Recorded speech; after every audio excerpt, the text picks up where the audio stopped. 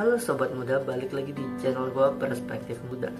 Buat teman-teman yang baru pertama kali datang di channel ini, selamat datang dan salam kenal sebelumnya. Nama gue Felix, gue sekarang adalah seorang mahasiswa dari salah satu kampus swasta di Indonesia. Dan untuk di episode kali ini, gue akan melakukan podcast dengan teman gue, namanya Matthew Kirsten.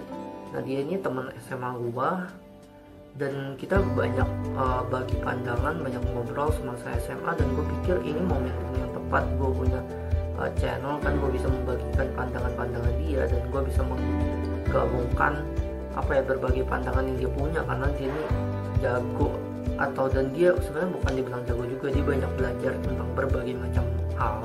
Jadi dia memperoleh berbagai macam perspektif juga. Dia ngerti sejarah, dia ngerti international issues, begitu dia juga ngerti financial, economics, kesehatan juga dia ngerti. Jadi banyak yang bisa kita ambil dari situ, banyak yang kita bisa gali, dan salah satunya di video ini. Jadi gak usah lama-lama, kita langsung aja ke video podcastnya. Oke. Tadi kan udah ngebahas tentang corona itu. Nah, kita kita harus beralih topik kepada topik-topik yang lebih menjunjung masa depan, lebih berorientasi ke masa depan. Nah, temen gue ini salah satunya itu sangat antusias untuk mempelajari berbagai isu internasional. Nah, salah satunya semestinya gue tanya dia sih barusan, kurang lebih di 2000 berapa re-election apanya? Itu ini apa dulu nih, Amerika, Indonesia, iya, atau Amerika? Oh, kalau Amerika ya di tanggal 3 November ya kalau nggak salah 2020, seinget gua. Kayaknya 3 November atau 6 November, antara itu dua kayaknya. Menarik sih, maksudnya makanya gue bilang gitu tadi, maksudnya harus berpikir ke orientasi masa depan juga. Bisa juga kayak Indonesia kan juga nggak lama, maksudnya di tahun periode Pak Jokowi habis itu ganti lagi, itu figur baru, dan gubernur wali kota juga udah nggak periodenya juga bentar-bentar aja. Makanya ada menariknya juga bahas tentang eleksi. Kalau lu kan pengamat Indo juga, lu warga negara Indo, lu terus lu mengamati internasional. Nah, how do you see, how do you observe regard election process atau election system yang kayak di Indo, di luar negeri? Bedanya kan kalau di Indonesia kan kita menggunakan namanya popular vote. Kalau di Amerika kan mereka menggunakan namanya electoral vote. Itu ada perbedaannya. Jadi perbedaannya gini, kalau electoral vote itu tuh jadi Amerika kan punya 50 negara bagian kan. Nah, ya New York itu biasanya kalau nggak salah itu memberikan yang namanya 28 electoral vote. Nah, electoral, jadi itu pemilihan presiden Amerika itu mereka tuh dalam bentuk electoral vote, mereka bukan dalam bentuk popular vote. Nah, tujuannya ada electoral vote itu buat apa? Tujuannya itu supaya tidak ada yang namanya voter fraud. Dan delegasi elektoralnya itu, inget gue kayaknya dipilih sama gubernur itu sendiri, gubernur state itu sendiri. Misalnya dari New York dipilih oleh gubernur di state New York. Nah, gubernur state New York sekarang kan namanya siapa sih itu namanya? Andrew Cuomo, nama gubernur di New York. Nah, ntar pada saat yang electoral vote-nya itu ntar kirim di Kongres Amerika. Kongres itu adalah legislatif Amerika. Ntar dikirim ke situ, ntar habis itu di-certified. Certified itu artinya disahkan kalau bagi mereka kayaknya. Tiket gua. Nah, setelah disahkan, siapa yang bisa mencapai lebih dari 271, ya dia menang pemilu. Tapi kalau misalnya itu balance, misalnya 270, misalnya 269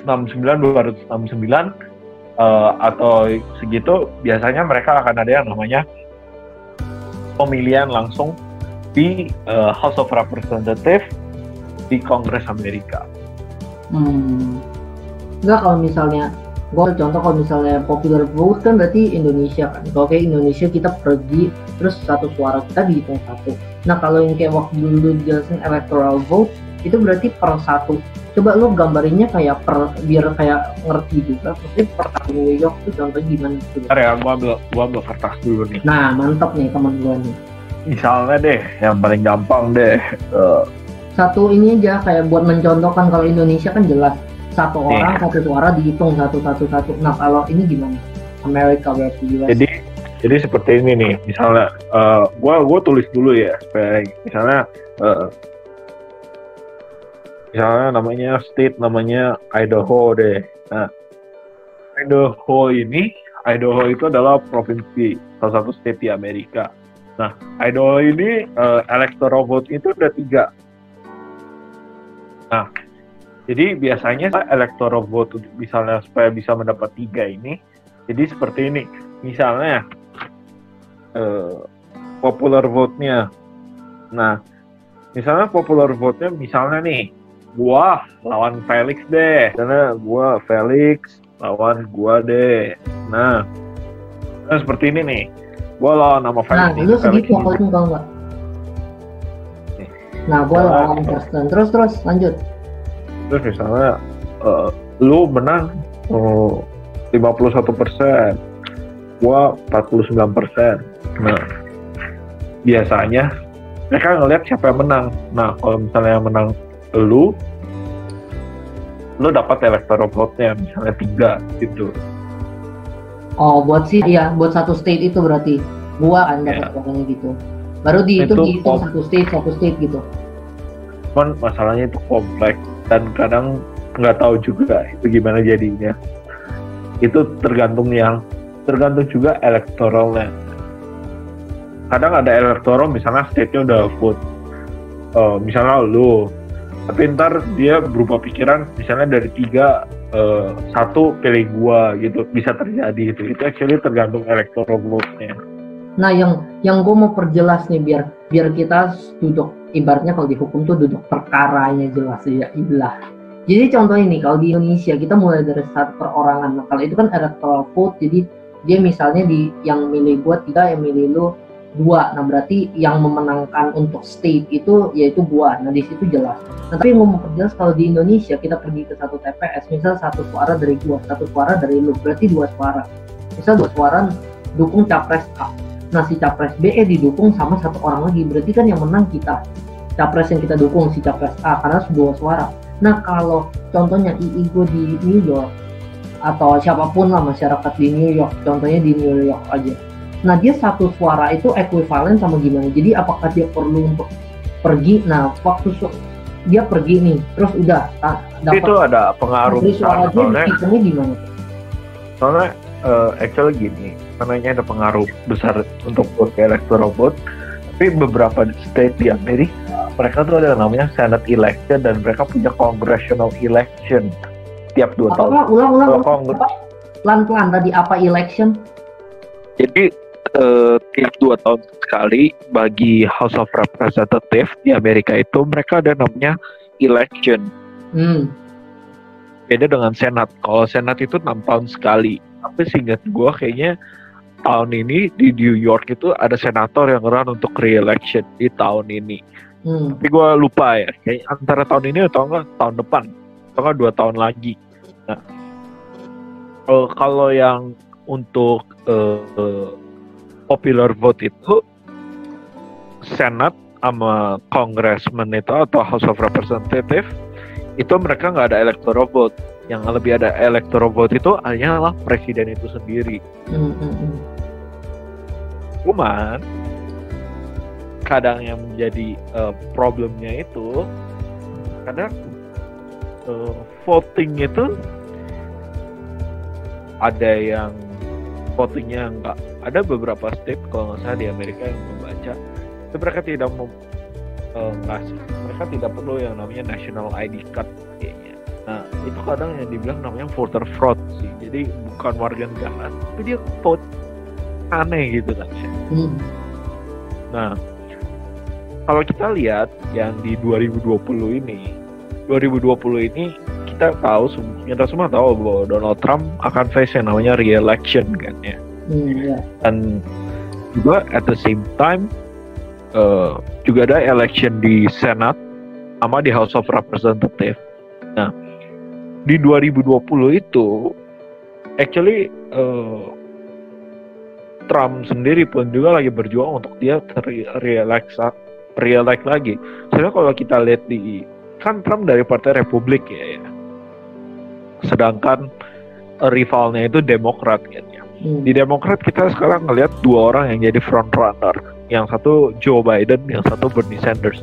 Joe Biden itu adalah mantan presiden Amerika. Sedangkan Bernie Sanders itu adalah senator dari Vermont. Nah, Vermont sama New York dekat tahu. Lanjut. Itu tetangga itu. Nah, Terus. Nah, selama ini yang jadi benar-benar jadi front runner di Demokrat itu Joe Biden. Dan ada kemungkinan Joe Biden lawan Trump. Nah, cuman yang dalam kalau menurut kita prediksi ya, gue sih bakal ngeliat Trump ke relaksasi dan kemungkinan besar ada kemungkinan Republik tetap kontrol di Senat dan kemungkinan besar bisa ambil di House of Representatives. Kemungkinan besar seperti itu. Alasan? Cuman kita soalnya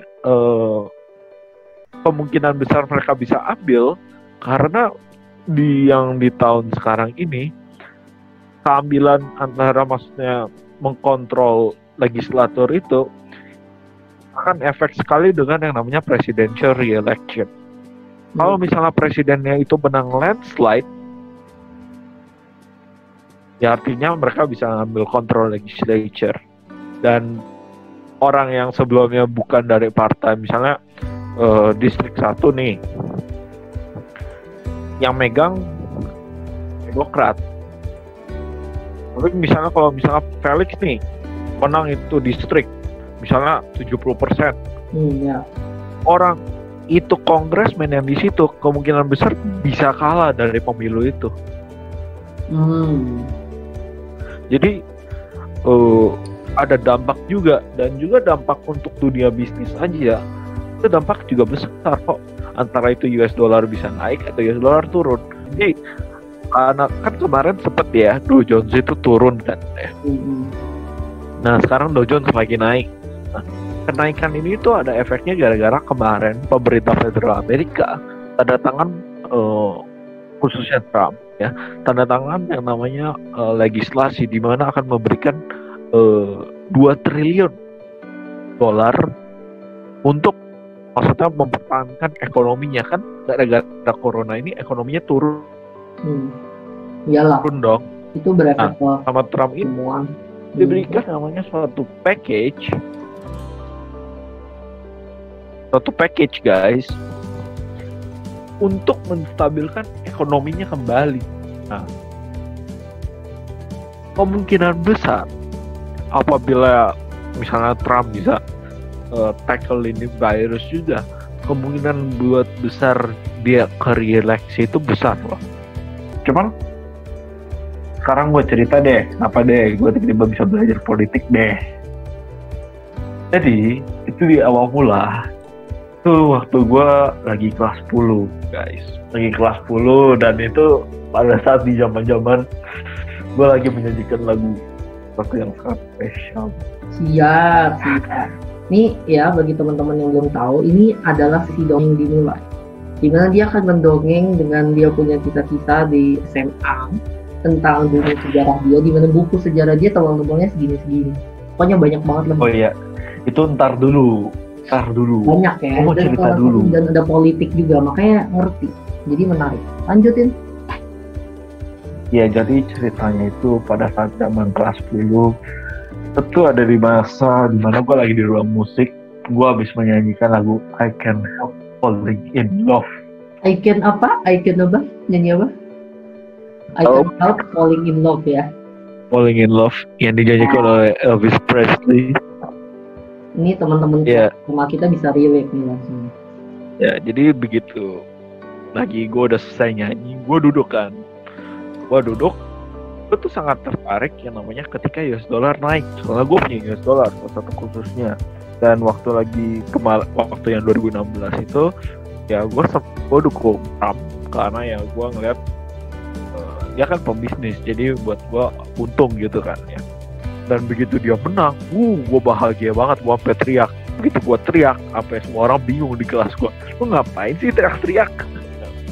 Itu di lantai Bah. itu di lantai berapa tuh? Di lantai 5 apa lantai 6 dia loncat-loncat di atas itu. Nggak tahu. Iya, terus sampai yang kan biasa lu tau lah ya, cewek-cewek di kelas kita kan galak gitu ya. Aduh, jangan dibahas ya, jangan dibahas. Itu tidak penting gitu. Ya jadi gue digalakin gitu. Nah temen gue yang satu ini tuh selalu sibuk nyanyi guys. Jadi kalau lu mau lihat gak suatu hari gitu ya, kayaknya ada video waktu dia lagi nyanyi deh. Nyanyi apa gitu. Ntar gue share ke lu guys. Kenapa ini jadi ngegosip ya? Ini kenapa ngegosip ya? Apa ini yang digosipin? Tapi kalau ngomong-ngomong waktu gue SMA gue bawa buku sejarah, ya emang itu bener guys. Dan buku sejarah gue itu memang tebelnya luar biasa guys. Bentar ya, gue kasih lihat nih buku sejarah gue. Satu buku sejarah gue tebel gini guys.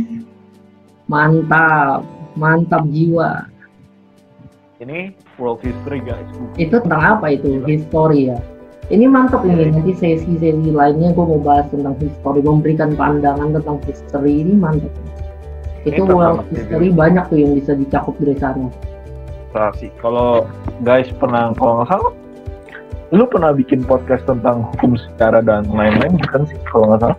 Belum, nanti itu selanjutnya Oh, gue bocorin ya. Jadi gitu. Iya, Anda membocorkan ya, sabar ya.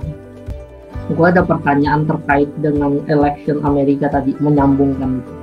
Gue penasaran. Oke. Itu kan lu sebagai warga Indonesia yang memperhatikan segala macam international issues gitu kan, international election process, political system dan lain sebagainya dari Amerika. Amerika itu negara common law, Anglo-Saxon law. Nah kita civil law itu Eropa kontinental, beda legal system, ya kan? Nah itu mau nanya, lu sebagai WNI, lu ngelihat sejauh ini perkembangan proses sistem, nggak usah yang pilgub atau apa deh, kita ambil yang paling besar, pemilihan umum. Yang jauh sebenarnya yang kemarin ini, yang 2019 kita semua pasti ikut. Lu ikut milih, gue ikut milih. Nah, lu berdasarkan apa yang lu lihat, menurut lu perkembangan sistem, gue nyambung dengan yang lo ngomong, election di Indonesia itu menurut lu gimana sejauh ini? Kita bisa berpartisipasi dalam demokrasi untuk dalam memilih dan dipilih, itu salah satunya. Dan itu gue ambil dari ajaran PKN waktu gue SMA. Yang sama guru SMA kita lah ya. Sebenarnya yang kalau ini sih menurut gue ya, sebenarnya 2019 termasuk. Maksudnya lu pilih DPR, lu pilih DPD, terus lu pilih presiden in one election. Itu berat tuh sebenarnya. Itu banyak dan itu dia sebarin dari apa? Indonesia Timur, Indonesia Barat, itu kan disebarin semua tuh sampai ya. Cuman kalau lu mau tahu satu hal ya, Val, bagi gue tuh pusing kan. Gitu sih, itu menurut gue hebat. Itu kan disorot sampai di luar juga. Mantap ya, ini temen gue ya. Ya, jadi guys, terima kasih untuk hari ini guys. Jangan lupa di subscribe, di like guys, dan mengikuti jangan lupa follow Instagram gua. Instagram gua ya, nanti gua tahu di bawah dah. Mantap. Ya sudah. Terima kasih telah mengikuti podcast saya. Kakak Kristen. Oke, makasih buat teman-teman semua yang udah nonton video podcast gua. Dan semoga terus memberikan support. Semoga kalau ada nih yang berminat, tertarik, ingin collab, karena gue mau membuat podcast gue unlimited to everybody, karena tujuan gue membuat perspektif muda adalah bagiin perspektif, nggak usah topik-topik yang berat-berat banget juga, topik yang ringan, topik yang buat ketawa-ketawa dan lain sebagainya. Apapun topiknya, penting kita bisa mengemaskan itu dan bisa memberikan pesan, pada akhirnya bisa memberikan pandangan baru. I'm totally welcome. Bisa komen di bawah, bisa DM di IG gue, nanti gue juga taruh dimana kita siapa tahu bisa collab. Kan ini cuma via aplikasi, dimanapun kalian berada ya, asalkan sinyal tidak mengganggu ya, kita bisa collab, kita bisa bagi pandangan, siapa tahu pandangan-pandangan kalian bisa berguna untuk banyak orang. Oke, terima kasih yang udah nonton video ini. Jangan lupa like, comment, share, and subscribe. Sampai jumpa di video selanjutnya. Once again, thank you for all your support.